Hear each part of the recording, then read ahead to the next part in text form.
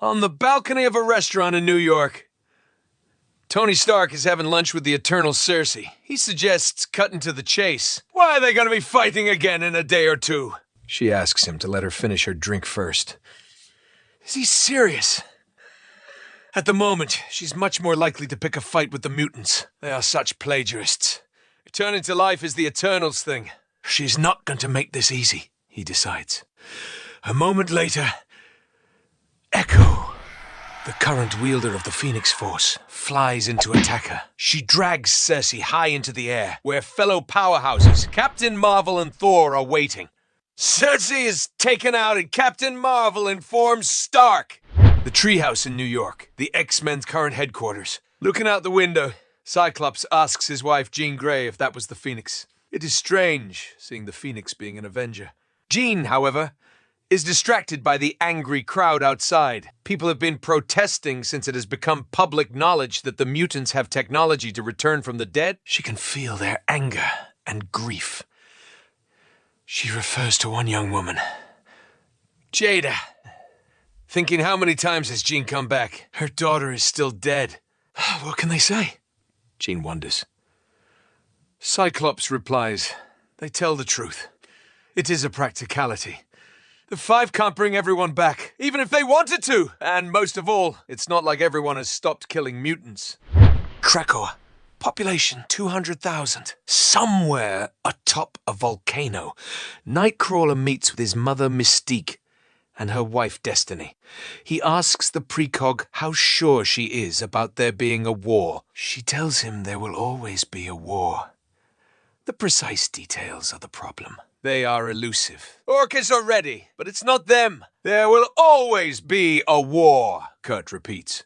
He could really do without her cynicism right now. Mystique sighs, commenting that she sometimes wonders if he is her child. Genetics isn't destiny. He shoots back. She retorts, he will be hated for every second of his life for what he is. Of course it is. Destiny shushes them. She can see it. The Eternals will try to kill them all. They decide to call the Quiet Council, and they have to warn Arakko too. Kurt's on it. He jumps through one of the Krakoan portals and steps out on planet Arakko. Population 1 million. Taking in its alien beauty. He marvels at life, at taking a breath on Mars. Don't use that ugly human word. A voice chides him from behind. This is Arakko, Magneto continues. And for those breaths, thank the mutant responsible. He refers to Storm, who stands next to him, with Cable sitting nearby. Bravo, Monarch of Mars, he addresses her. She retorts, she isn't a monarch, and it was a team effort. Nightcrawler informs them of Destiny's vision. War is coming. It's the Eternals. The Quiet Council is about to meet, and the Great Ring of Arakko needs to know. She needs to be in both places, Storm points out, being a member of both ruling bodies. Magneto suggests she take Arakko's perspective to Krakoa. Kurt, and he will bring it to the Great Ring. He addresses Cable regarding their plan of war. Cable has a few thoughts on how to take the Eternals on. It won't be easy, but nothing they can't handle. Really? Kurt asks skeptically, pointing out both groups can't die. This is not good. He wonders why the Eternals have a problem with them. Eternals! Magneto stresses the name. Do they think that the powers that be would surrender the beaches of Forever without a fight? The Olympians tore down the Titans. Mutants follow in their deicidal footsteps. They are the world's new gods. The time of the old ones is over.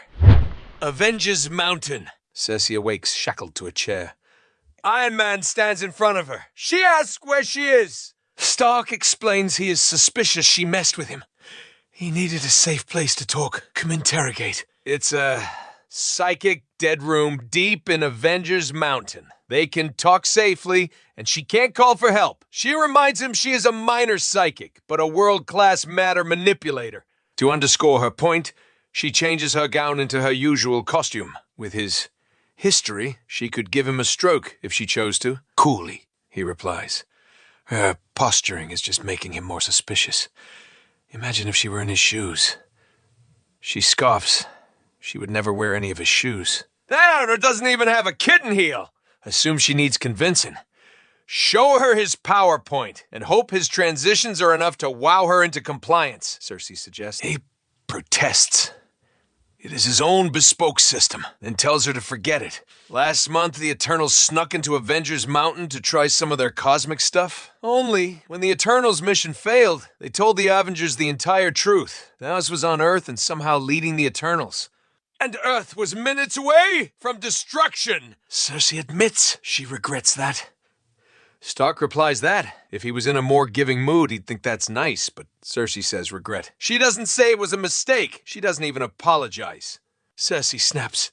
There are things only Eternals can know. Only they could stop Thanos. And they did. Things that only Eternals can know, he repeats.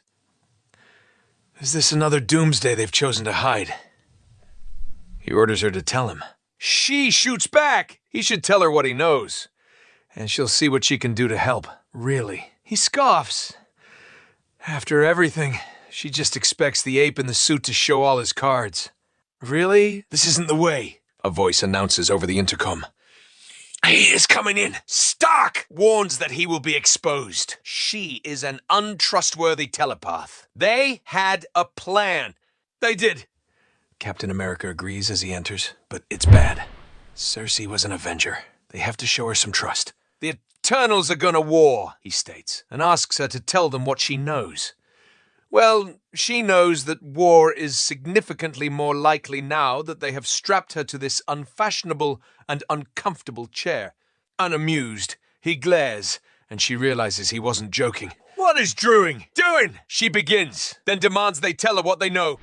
Iron Man explains that since the Eternals hid Thanos from them, he's been keeping an eye on them. Last week, there was a huge spike in the Pacific Ocean that cut out instantly, as if testing something. In the last 24 hours, a series of low-level impulses have become visible across the world. Something is warming up. Something is coming. What are they doing? Cap asks. Cersei explains she isn't part of it. The Eternals are not a team.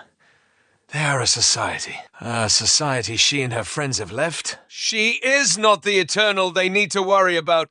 The Eternal they do need to worry about, new Prime Eternal Druig, has been addressing his fellow Eternals in Olympia 1 hour ago within the Unimind. He reminds them of the principles they uphold, particularly correct excess deviation. For 1,000,000 years, they have done that and protected Earth from the deviants. But they have made a mistake. They miss some of the mutants. Their X gene came from the deviants. They are human, but deviant. So they fall under the Eternals' watchful purview. They have escaped the great machine that is Earth and have colonized Mars. Worse! They have escaped the chains of death itself. Their deviation will go on forever. This is excess deviation and must be corrected. He asks for the approval of the Unimind. Let him bring force and death to those it is their eternal duty to correct. The majority decide for him. A little later in the exclusion, most specifically the cell of Uranos, the Undying, Druig informs his grandfather of the session mocking his own melodrama. He sounded just like him. He didn't. Uranos opines, unimpressed. Druig is the equivalent of a human child wearing its parents' shoes. This role is too big for him. Perhaps Druig shrugs, but he doesn't really care. An external foe will unite the Eternals. This is just an opportunity for him and one for Uranos. For the first time in hundreds of thousands of years, they're going to let him out. Remember, this is a test. He has 1 hour. The machine has coded him to return instantly. Uranos smiles and muses that his own people have forgotten him. These mutants made Mars habitable in a day, but to destroy is always easier. A human takes 9 months to make another. A human can crush a windpipe in seconds. They will see what Uranos the Undying can do in an hour. A little later, at the Damocles Foundation, HQ Los Angeles, Druig admits he is sure he made a mistake. Thanos met Uranos when he was on Earth, called him Granddad affectionately. He is a monster, and Druig's leash is uncertain. But he needs him for his plan to slap the mutants on the wrist, so here they are. Of course, her information is appreciated, he assures the other person. He is surprised she would betray her old friend so completely. Moira McTaggart replies she may not be 1,000,000 years old, but she has lived long enough to see friends turn to enemies and vice versa. Now she is with Orcus. And Orcus wants to help all causes that align with their interests. Pro-human, anti-mutant. Druig mildly points out that, strictly speaking, the Eternals' position is human-agnostic and anti-deviant. So, anti-mutant, Moira, doubles down. Potato, potato. Druig shrugs. He gets Orcus' position, but tell him about her. Moira replies that Krakoa was a utopia. She found it. She gave them everything, and then they cast her out. Destiny told Mystique that, if the mutants failed to bring her back, she should burn it all down. Moira should have made it clear that the inverse was also true. Taking a donut, Druig enthuses that he likes grudges. Let them wage war. On the beach of Krakoa, Wolverine asks Egg why he doesn't join them for volleyball. He has work to do, the member of the Five replies. In the meantime, the Quiet Council is meeting to discuss Destiny's vision. Xavier announces they know of no grudge the Eternals hold against them. They are prepared against Orcus. Not this. Exodus points out that Sinister's absence is suspicious and suggests purging him from the Council. The next moment, they are under psychic attack.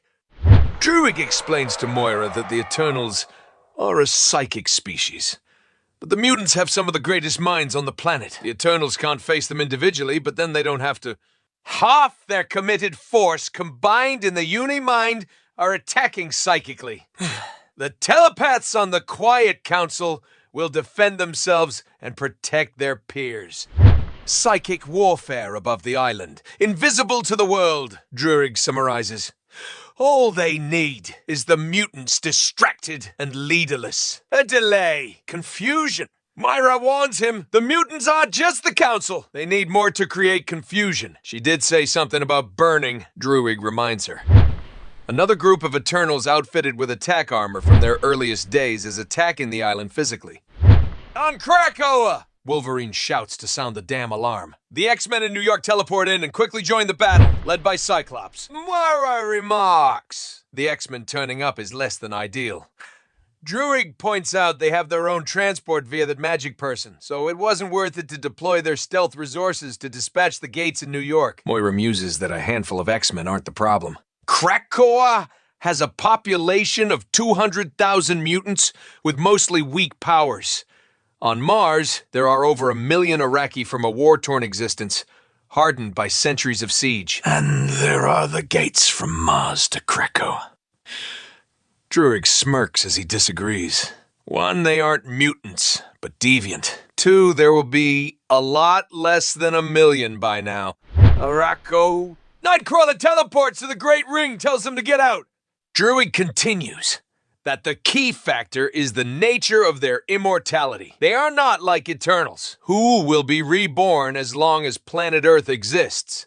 Mutant immortality comes from 5 mutants working together, Hope and her friends. Time to break up the band. Without that mutant circuit, Krakoa falls. On Krakoa, Wolverine races toward Egg to find him murdered. He runs to the Quiet Council, whose members are locked in telepathic stupor, and stops the eternal assassin Jack of Knives Blades just in time before they kill Hope. Jack admits he is good. How did he find them? Wolverine retorts that he didn't smell them, but Egg's blood on their blades. Jack throws several burning blades at Wolverine, who covers Hope. Well played. They admit and promise to be seeing him. Wolverine shouts for Jean Grey to come over here. Their enemies know about Hope and the 5. Jean telepathically gives orders to secure the 5. The attackers are driven away. Druig sulks that Jack of Knives failed. At least he won't have to pay their murder bonus. He cheers himself up. Moira bristles that he blew it. He chides her to be patient. Eternals are eternal. They win by erosion. It's not like his plans only consisted of this afternoon. Ava Magna. Since Egg had made some spare eggs, the first things the others do is resurrect him. What happened? He asks. Hope tells him they went after her people. The fuckers are gonna pay. Wolverine suggests to Jean they get Beast, Brandon Cable on this. These people know how to hurt them. That moment, Jean hears a psychic scream from Mars. A moment later, an exhausted and horrified Nightcrawler teleports in from Araco. That's hell! He shouts. Bring them back! He barely made that gate before it went. Bring them back! Araco needs leadership! Hope S. What about her dad, Cable? The 5 actors won and resurrect Cable. He asks, what happened? As Hope hugs him, Kurt and Jean look away. What happened? He shouts! The exclusion. How was his hour? Druig smirks, as Uranus the Undying is teleported back into his cell. Uranus summarizes that the gates to Earth are destroyed. Much of the power structure is destabilized.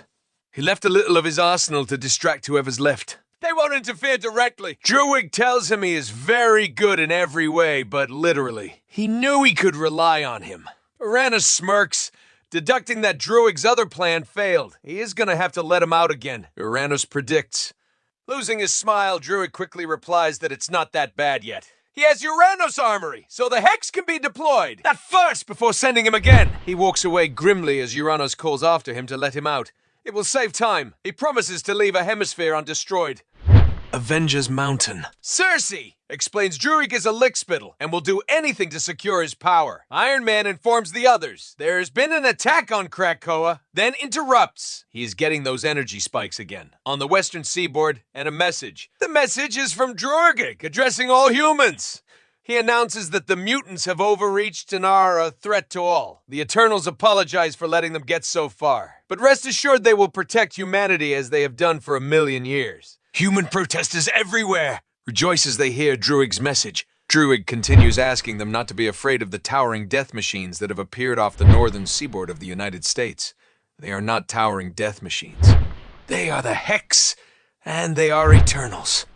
Yes, they are not all human size, but rest assured, no matter the size, they are humanity's protectors. That said, he would advise anyone in the coastal regions to head inland.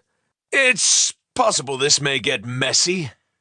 Avengers Mountain. Captain America calls the team together. Captain Marvel, Thor, Starbrand, Nighthawk, Echo the current Phoenix and the Submariner. Captain Marvel is skeptical about keeping Cersei locked up. Cap explains that there is something Cersei hasn't told them. She and her friends have left the Eternals, but she won't say why. Iron Man interrupts, telling him he's got some intrusion signals. After the last time the Eternals snuck in, he set up some precautions. He flies to another part of their HQ in the body of a dead Celestial and announces using the same way to sneak in is a bit of an insult. He's kind of a genius. The intruders are Ajak. Makarian are tied up and gagged Mr. Sinister. Ajak apologizes. They meant no disrespect. She would have changed her method, but the genocidal war of their peers made them act with haste. She introduces herself and Makari, and refers to Sinister as an annoying mutant with useful talents, whom they have gagged. She continues. She sees two ways. The Eternals cannot be defeated as long as the world exists. You can keep coming. Eventually, all that lives will be rendered nothing but dust. Not a fan of that, Iron Man announces. Option B? Ajak explains that this is a holy war, born of holy scripture. A god can rewrite the scripture and end the war. She asks him to help them build their god. That plan is pure hubris, he announces. Opening his faceplate, Stark continues.